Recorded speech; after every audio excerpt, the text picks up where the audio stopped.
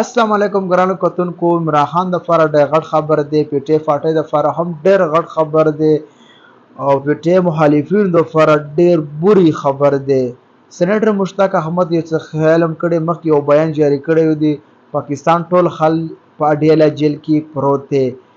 او هغه صرف عمران خان خو د ټیک خبره کړې و چې سېنیټر مشتاق احمد چې کله د امریکای اسرائیل جیل لراغله راغلا شو پاکستان کې فورو جماعت اسلامي پارټي پرې خودله او اوس په پی ټی کې شامل شو نو ډېر خوشحالي خبر دی خپل کمیټ سېنیټر مشتاق احمد ته وکي او ویډیو لازمي شریک کوي ځکه چې پی ټی مخالفین لپاره ډېر بری خبر دی نو سېنیټر مشتاق احمد اوس پی ټی پارټي کې شامل شو نو ډېر خبر دی او د سپارټي هو نور هم مضبوط شي جماعت اسلامي د ویډیو کتلو ډیره مهرباني والسلام